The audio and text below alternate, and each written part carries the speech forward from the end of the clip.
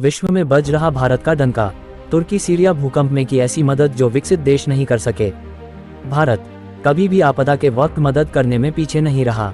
तुर्की और सीरिया में आए भूकंप के बाद भारत की ओर इस दिशा में तेजी से कदम उठाए गए। ऐसे वक्त में भारत की ओर से राहत और मदद प्रदान करना कुछ वैसा ही है जैसा पहले केवल विकसित देशों की ओर से ही किया गया है।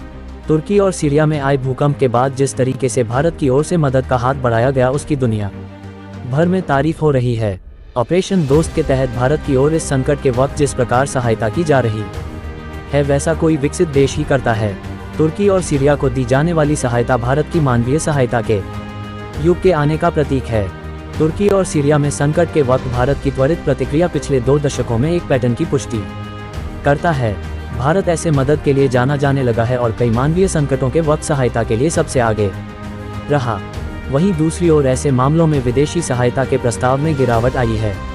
आपदा के वक्त भारत की ओर से राहत और मदद प्रदान करना कुछ ऐसा ही है जैसा अतीत में केवल विकसित देशों की ओर से ही किया गया है।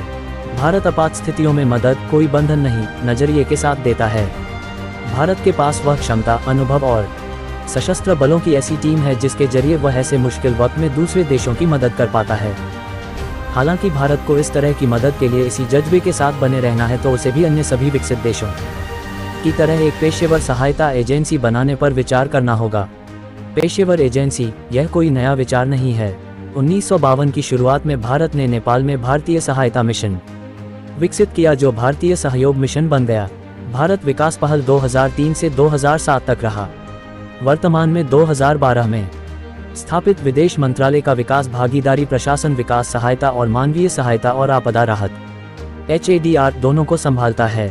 2005 में स्थापित भारतीय विकास और आर्थिक सहायता योजना के तहत ऋण की व्यवस्था करता है।